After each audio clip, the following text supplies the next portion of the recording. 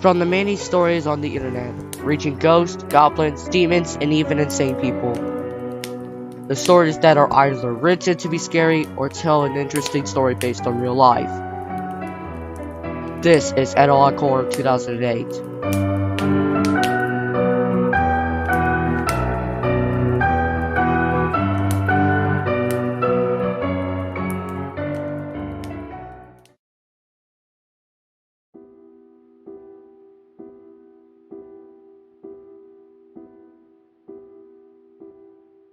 During my childhood, my family was like a drop of water in a vast river, never remaining in one location for long. We settled in Rhode Island when I was 8, and there we remained until I went to college in Colorado Springs.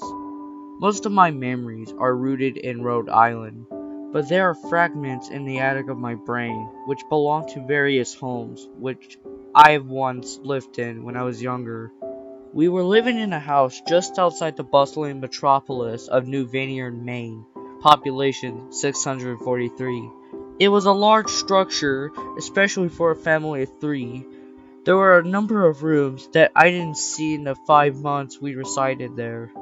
In some ways, it was a waste of space, but it was the only house on the market at the time, at least within an hour's commute to my father's place of work. The day after my birthday, attended by my parents alone, I came down with a fever. The doctor said I had mononucleosis, which meant no rough play and more fever for at least another 3 weeks. It was horrible timing to be bedridden. We were in the process of packing our things to move to Pennsylvania, and most of my things were already packed away in boxes, leaving my room barren. My mom brought me ginger ale and books several times a day, and these served a function of being my primary form of entertainment for the next few weeks. Boredom always looms around the corner, waiting to rear its ugly head and confound my misery. I don't exactly recall how I met Mr. Widemouth. I think it was about a week after I was diagnosed with mono. My first memory of the small creature was asking him if he had a name. He told me to call him Mr. Widemouth because his mouth was really large. In fact, everything about him was large in comparison to his body. His head, his eyes, his crooked ears, but his mouth was by far the largest. "You kinda look like a Furby," I said as he flipped through one of my books. Mr. Widemouth stopped and gave me a puzzled look. "Furby? What's a Furby?" he asked. I shrugged. "You know, the toy, the little robot with the big ears. You can pet him and feed him, almost like a real pet." "Oh," Mr. Widemouth resumed his activity. "You don't need one of those. They aren't the same as having a real friend." I remember Mr. Widemouth disappearing every time my mother stopped by to check in on me. "I lay under your bed," he later explained. "I don't want your parents to see me because I'm afraid they won't let us play anymore." We didn't do much during those first few days. Mr. Widemouth just looked at my books, fascinated by the stories and pictures they contained. The 3rd or 4th morning after I met him, he greeted me with a large smile on his face. "I have a new game we can play," he said, "but we have to wait until your mother comes to check on you, because she can't let us see us play this game. It's a secret game." After my mother delivered some more books and sodas at the usual time, Mr. Widemouth slipped out from under the bed and took my hand. "We have to go to the room at the end of the hallway," he said.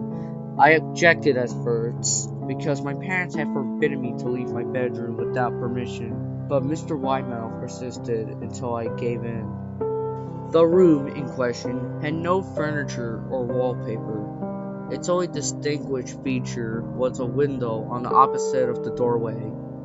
Mr. Widemouth darted across the room and gave the window a firm push, flinging it open. Then he beckoned me to look into the ground below. We were on the 2nd story of the house, but this was on a hill, and from this angle, the drop was farther than 2 stories due to the incline. "I like to play pretend up here," Mr. Widemouth explained. I pretend that there's a big, soft trampoline below this window, and I jump. If you pretend hard enough, you bounce up back like a feather. I'd like you to try. I was a 5-year-old with a fever, so only hints of doubtfulness darted through my thoughts as I looked down and considered the possibilities. It's a long drop, I said. But that's all part of the fun. It wouldn't be fun if it was only a short drop. If it were that way, you might as well just bounce on a real trampoline. I toyed with the idea, picturing myself falling through thin air, only to bounce back to the window on something unseen by human eyes. But the realist in me prevailed. Maybe some other time, I said. I don't know if I have enough imagination. I can get hurt. Mr. Widemouth's face contorted into a snarl, but only for a moment. Anger gave way to disappointment. If you say so, he said. He spent the rest of the day under my bed, quiet as a mouse. The following morning, Mr. Widemouth arrived holding a small box. I want to teach you how to juggle, he said. Here are some things you can use to practice, before I give you lessons. I looked in the box. It was full of knives. My parents will kill me, I shouted, horrified that Mr. Widemouth had brought knives into my room, objects that my parents would never allow me to touch. I'll be spanked and grounded for a year, Mr. Widemouth frowned. It's fun to juggle with these. I want you to try it. I pushed the box away. I can't. I can get in trouble. Knives aren't safe to just throw in the air. Mr. Widemouth's frown deepened into a scowl. He took the box of knives and slid under my bed, remaining there for the rest of the day. I began to wonder how often he was under me. I started to have trouble sleeping after that. Mr. Widemouth often woke me up in the middle of the night, saying he put a real trampoline under the window. A big one that I couldn't see in the dark.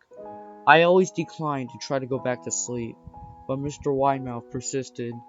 Sometimes he stayed by my side until early in the morning, encouraged me to jump. He wasn't so fun to play with anymore. My mother came to me one morning and told me that I had permission to walk outside. She thought the fresh air would be good for me, especially after being confined in my room for so long. Excited, I put on my sneakers and trotted out into the back porch, yearning for the feeling of sun in my face. Mr. Widemouth was just waiting for me there. I have something I want you to see, he said. I must have given him a weird look, because then he said, It's safe, I promise. He followed me to the beginning of a deer trail, which ran through the woods behind the house. This is an important path, he explained. I've had lots of friends your age. When they were ready, I took them down this path, to a special place. You aren't ready yet, but one day I hope to take you there. I returned to the house, wondering what kind of place lay beyond that trail. 2 weeks after I met Mr. Widemouth, the last load of our things had been packed into the moving truck. I would be in the cab of that truck, sitting by my father for the long drive to Pennsylvania. I would consider telling Mr. Widemouth that I would be leaving, but even at 5 years old, I was beginning to suspect that perhaps the creature's intentions were not to my benefit, despite what he said otherwise.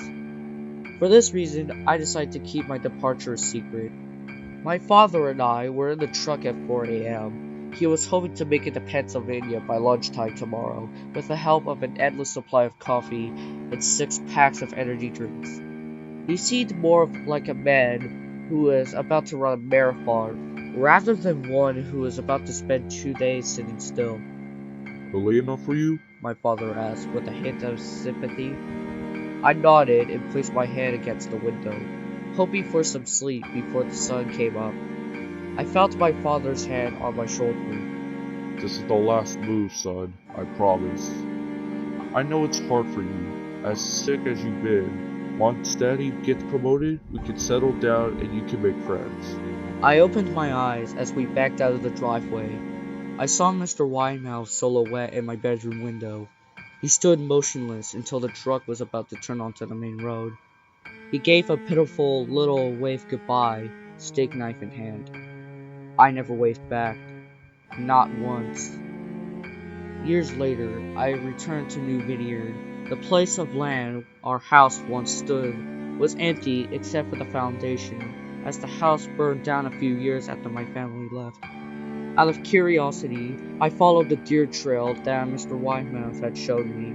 Part of me expected him to jump out from behind a tree and scare the living crap out of me.